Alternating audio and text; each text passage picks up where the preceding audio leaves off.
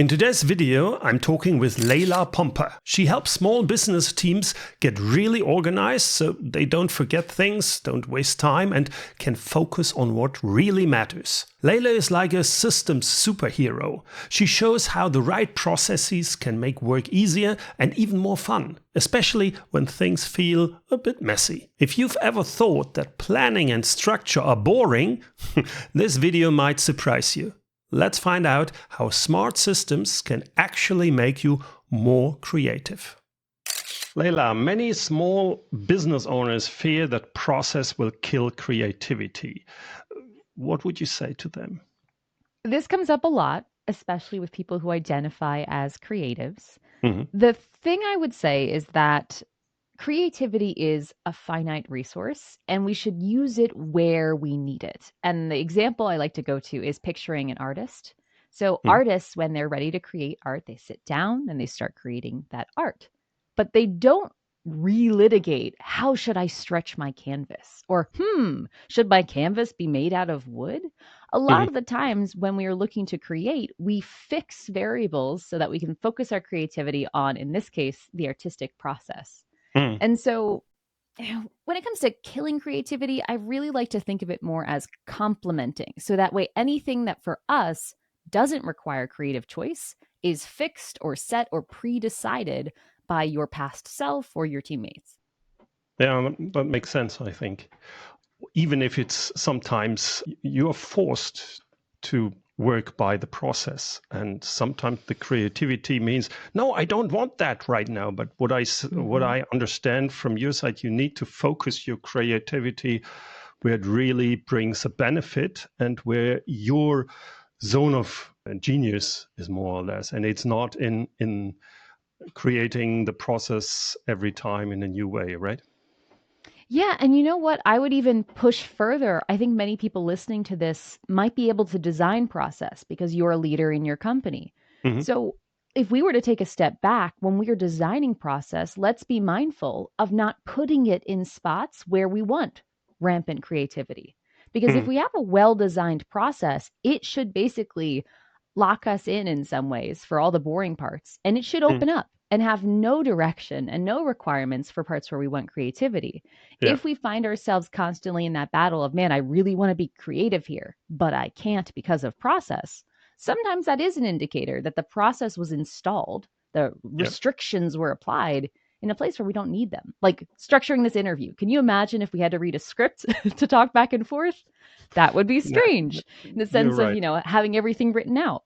And so using it effectively. Yeah. What I observe in companies, the bigger they become, the more Hmm. processes they have, and the Yes. less creativity is there. So lots of employees become Hmm.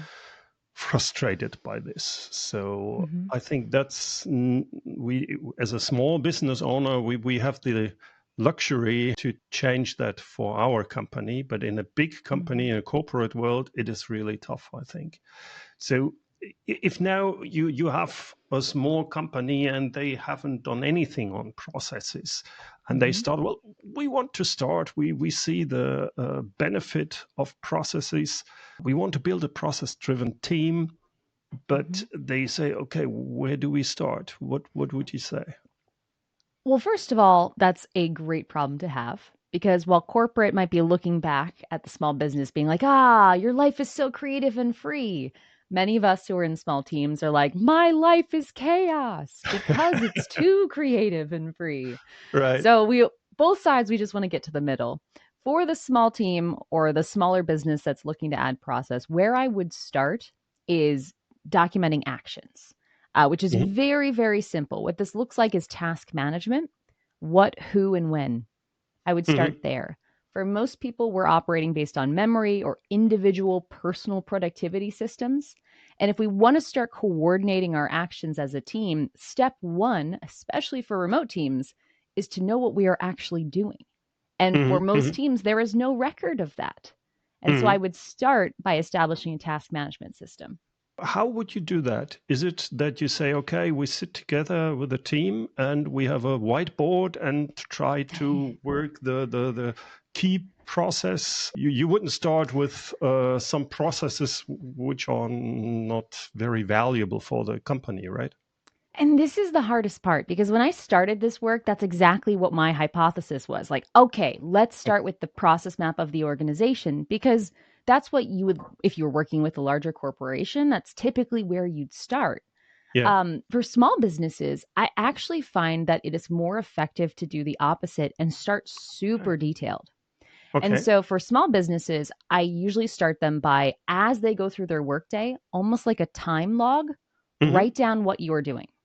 That's it. Mm-hmm. Mm-hmm. What we've found is that about 80% of a typical employee's workday is routine, reoccurring work. And Mm-hmm. so, if you write down what you do and make it reoccur as you create it, over time, your tasks will just start showing up because you have created, oh, I check my emails for 30 minutes every morning, repeat, and then just shows up the next day.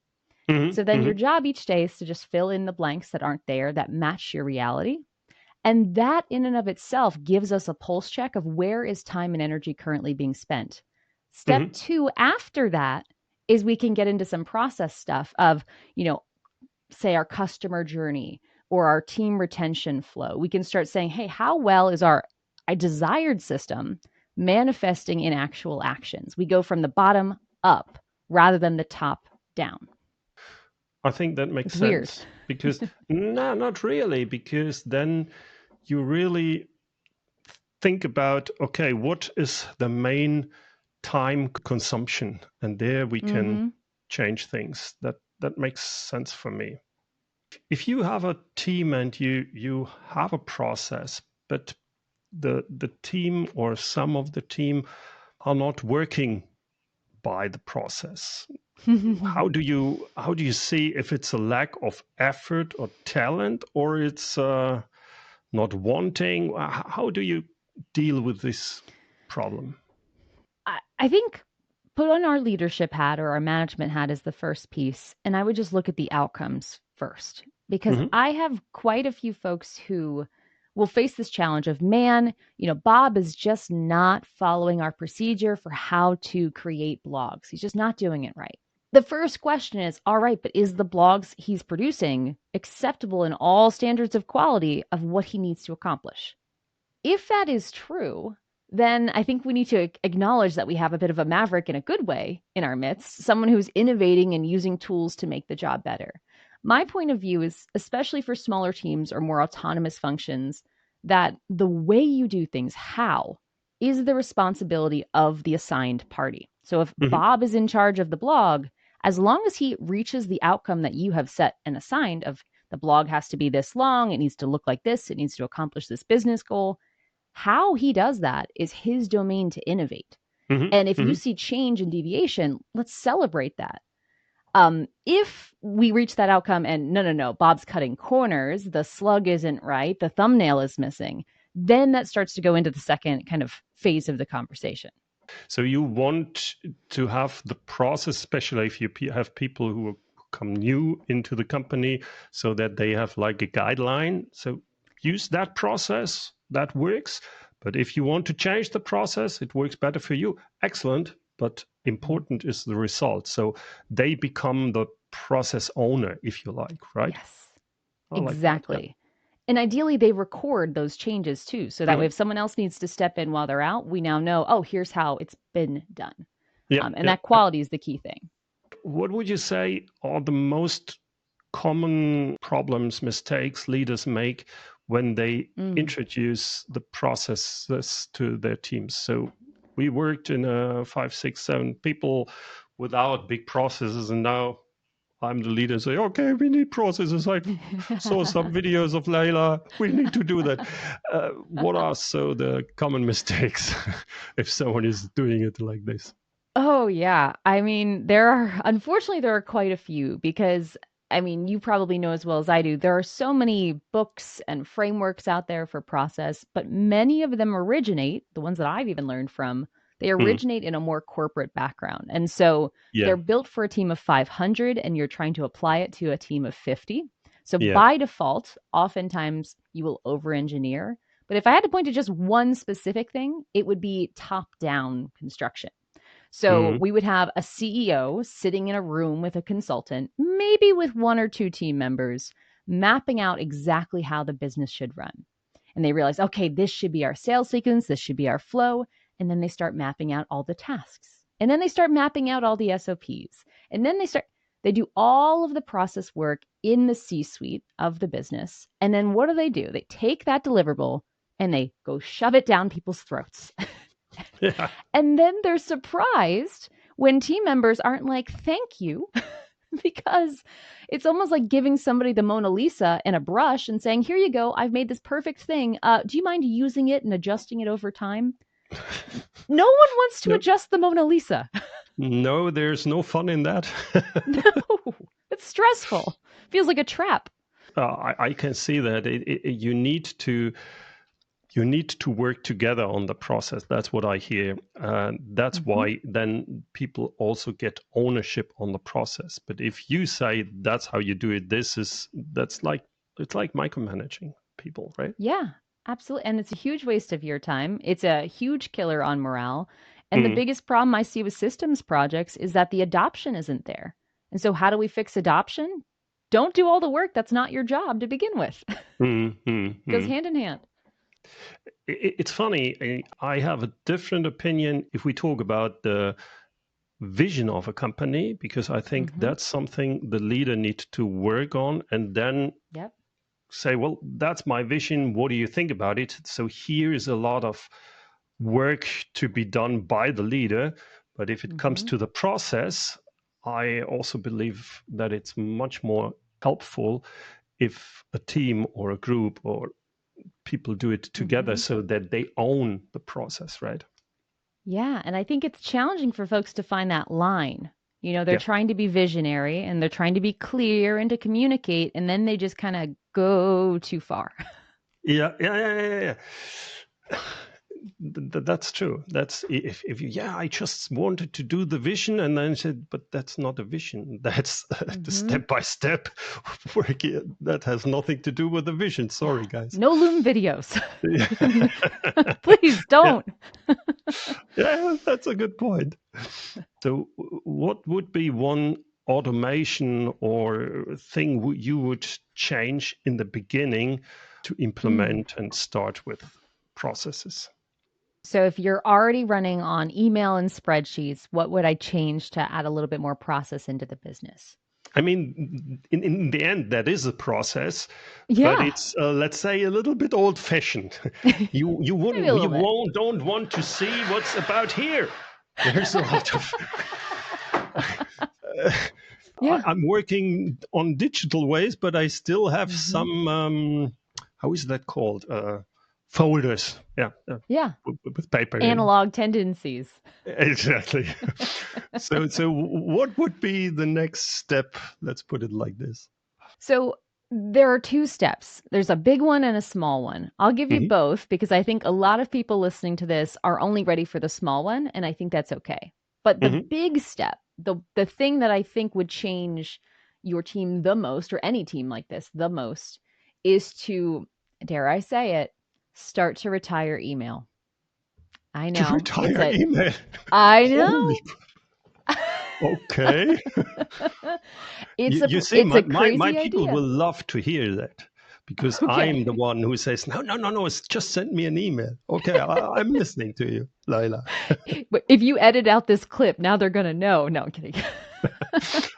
They Uh, already know that. yeah.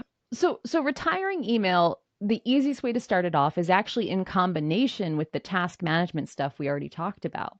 If Hmm. you start recording the things you need to do, put them in a system that is shared. So rather than a Yeah. sticky note, put them in, even a spreadsheet would work instead. But rather than emailing about any work that needs to be done, start commenting on the work. So in a Hmm. spreadsheet, you can use comments. Hmm. It's a little clunky though. So sometimes it's better to use a task management tool like Trello, ClickUp, Asana. There's so many out Right. there. And start to use tasks as the areas for discussions to happen. This is the same for people who use email, for use Slack, who text their team or WhatsApp. if we start doing this, what happens is we create all of these containers where we organize discussions and Hmm. collaboration around the outcomes that we want to see. Like it might be podcast episode 1, 2, 3, and Hmm. anything to do with this podcast goes there. It takes slightly more time than sending the email, but it makes retrieval of the information incredibly efficient. But And you just send a just message for my once. Yeah. understanding, but Mhm. I could put things like, say, we have a directory in a Dropbox and we put it Mhm. in there. And I just send an email if I'm ready. And for example, you do say Yeah. that's not a good way to do it. Here's the thing, when we put everything in email, what happens is I receive the email. I have to remember, wait, which episode is he talking about? And then I Hmm. click and then I go try to find it. I'm like, oh, maybe he meant this one. No, I think he meant this one. And Hmm. there's that double step. Yeah. So email is something that's super convenient to send, just like Slack or WhatsApp, but Hmm. it's very inconvenient for the recipient. And Yeah. so when we look at that at scale, especially when you are receiving emails as the leader of a company, it Right. costs you way more than you realize to have to figure out what the heck is someone talking about unless they Mm. spell it all out. And then that takes a lot of time to send. Yeah. Yeah, you're right. You can I pretend I think I didn't need say that if you want to. I think I need to work on that. You're right. Let's change the subject. Okay, okay. What I'm working on right now is a little bit with AI. So I would be Yeah. interested in what kind of AI tools you're currently experimenting with, and especially to support process documentation or improvements. Mm. What are you using there, or what is your suggestion? So there's a few different tools. I would say the one that I'm spending the most time on right now, or the team is, we were talking a little bit before we started, is a tool called Delphi, which is Hmm. just kind of like a knowledge based tool where we can feed a bunch of knowledge into it and then other people can interact with that knowledge. Hmm. Notebook LM is another one by Google that's kind of the same thing. Yep. That's where I'm spending my time because what I realize, and many people who have created process recognize this as well, is we document a lot of knowledge, both for Mm. ourselves or for our clients. And the access to that knowledge, much like emails, takes too much time. You can Yep. write an SOP, but you still have to go open the SOP when you are going to go work on sending an Yep. invoice. And so, what we're playing with right now is how do we use AI to build one chat interface for a company where you can ask a question like, how do I send an invoice? Or ideally, it Yeah. automatically pulls it up when you open an invoice. Yep. That's what's fascinating me right now.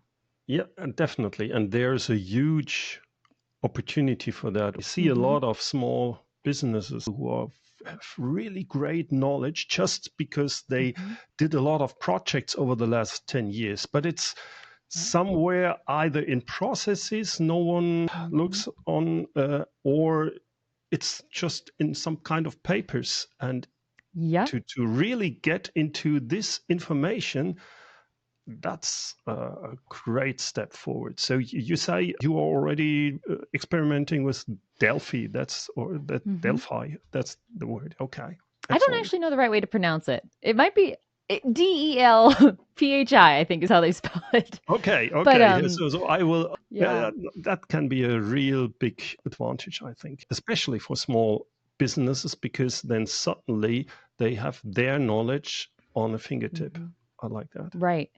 And you know what? It's also why, here, I'm going to go back to the email thing. Sorry. When you centralize, when you get rid of things You like put email, salt into the wound. I like yeah, that. just to put more salt in the wound. Yeah. If we were to get rid of email, or if we were to start putting all of our tasks in one place, one of the Mm. things for real hardcore nerds I like to highlight, like yourself, is that imagine giving that data to AI. Like Yeah. you were able to then plug it right in, which is not something that's as easy to do when half of it's an email, half of it's a text, half of it's a sticky note. You just lose that information Yeah. entirely. And so this kind of works in multiple ways. You start off by just centralizing, and then we can start infusing data to make it, or AI rather, to make the data even more useful. But step Yeah. one is centralizing. That will be very interesting to see how successful AI will be with this, because Mm-hmm. when I worked with ChatGPT, customized ChatGPT, etc., Mm-hmm. I had the problem of this hallucination. That's, I think, a big problem. If we can solve that, then this will be really, really a great solution, I think. What's interesting now is the tools that, Delphi and Notebook LM, a lot of them you can limit their knowledge base, Yeah, which is interesting. So it kind of works more absolutely. like a spreadsheet. And that's what makes me the most fascinated. The idea that you could say, only use our company's governing Yeah, procedures to help me through the situation. Like, yeah, that's yeah. pretty cool. Yeah. Coming back to leadership, what would you say is the role of leadership when we make processes really stick, or how should we do that? So Oh, I see a lot of companies, lots of processes. I say, what are you doing here? Yeah, we have everything documented, but they don't live by yeah. the processes. So what needs to be done from a leadership point of view to get that done? This is why I'm glad to be talking to you because, frankly, leaders are the biggest problem when it comes to process work. What? I know. I know. I can't tell you how many operators will have come through our programs or come work with us and they'll be like, "You know what? I just want to get this organized because it's driving me crazy. It's costing Yeah. me so much time to have to do everything manual." But my boss still XYZ, Mm. just completely opposed. And we see this Mm. so many times. So I hope I can just send them this discussion and they can start following your content and get on the right gear. But what is the role of a leader? Really, it's to set the tone, which is just the Mm. same as any other management piece. How do you start to have a team that is performance focused? How do you start having people focus on client results? You set the example. The same thing Mm. with process, except for a lot of leaders, that is a harder pill to swallow. Tactically, the things I like to see and I wish I would see more of is bringing up process in the form of conversation. That is, if there's one tactic leaders steal, it is this. So when there is an operations challenge, when there's a performance challenge, we reference back to questions about process. So, for example, there's a mistake in the business. Where in the SOP did it go wrong? Mm. There's a point of confusion. What did you check first? Which of our documents have you checked first? For our team celebrations, we celebrate the team member who has updated the most SOPs this month because you can Mhm. report Mhm. on those if you use a cloud-based tool. Just like you would do for any other value in your business, treat the documentation of your business knowledge the same way because frankly, the business owners, the stakeholders, the equity holders, we stand to gain the most from Mm. having a well documented process. I mean, when you go to Yeah. get your business evaluated for how much it's worth, that's It's really going to help you. yeah, So why not absolutely. incentivize it?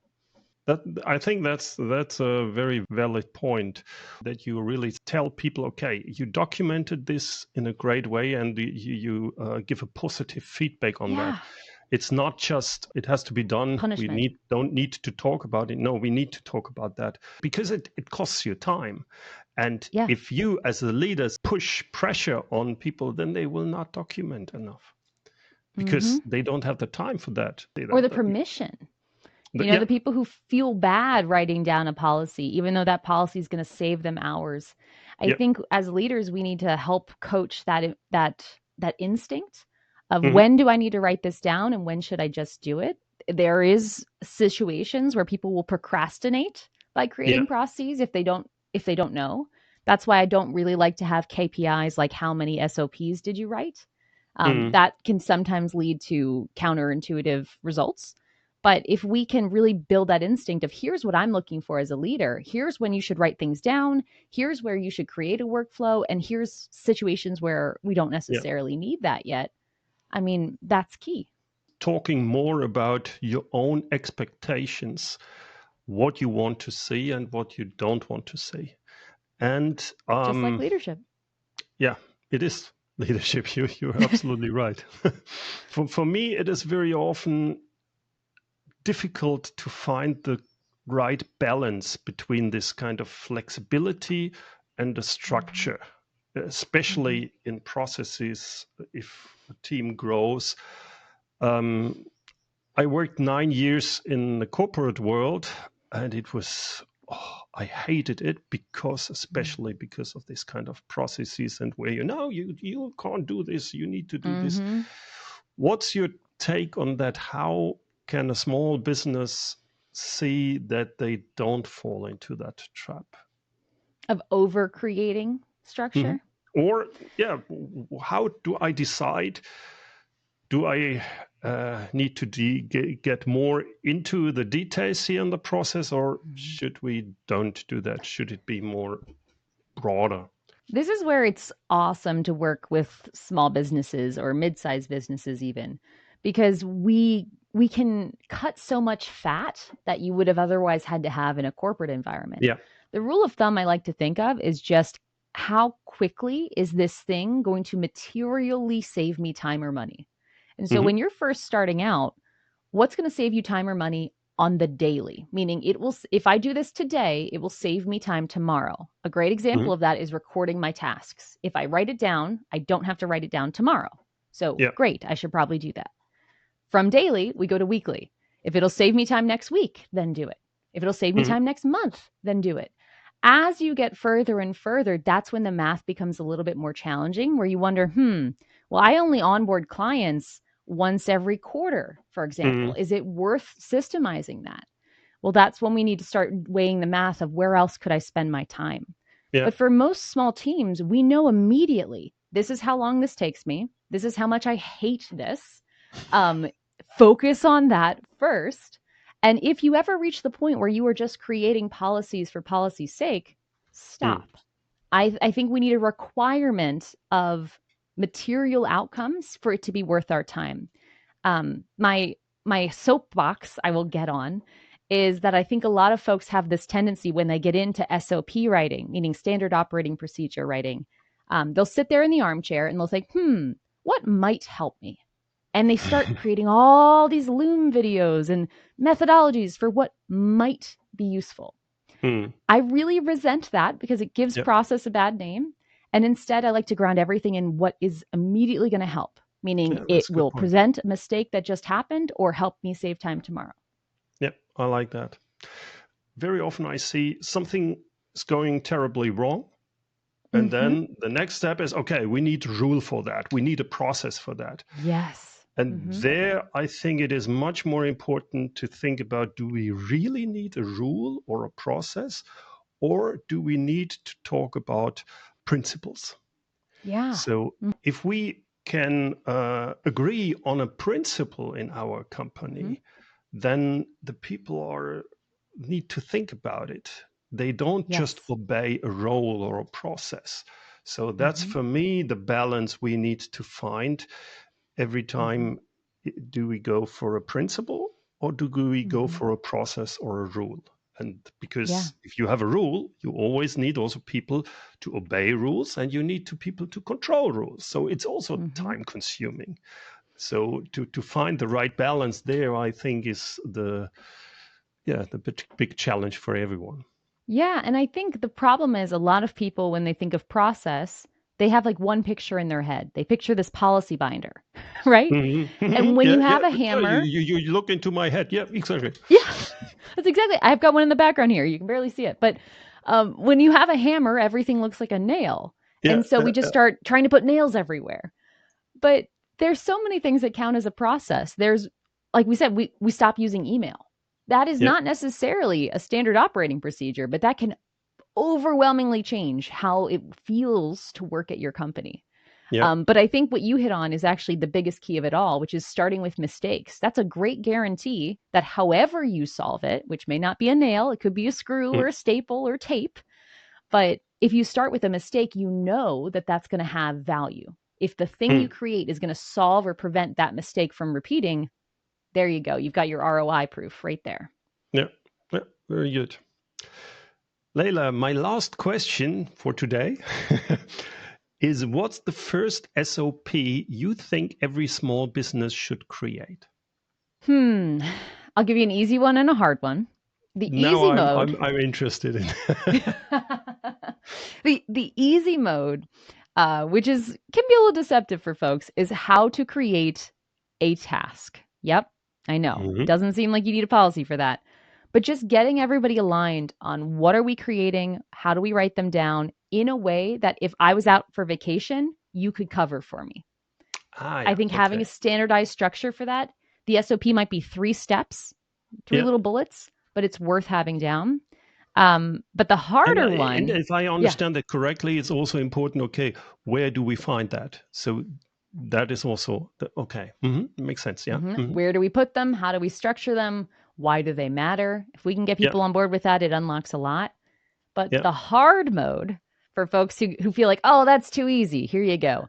How to prioritize, Yeah. which sounds like a very simple premise. But if you think as a leader how you go through your mental gymnastics of figuring out which is the biggest emergency, building a framework for your company to determine, well, what is the top priority for any single person on any single day? How can I make a Yeah. universal framework that makes it clear to my people what should be my main focus over any month, quarter, or year?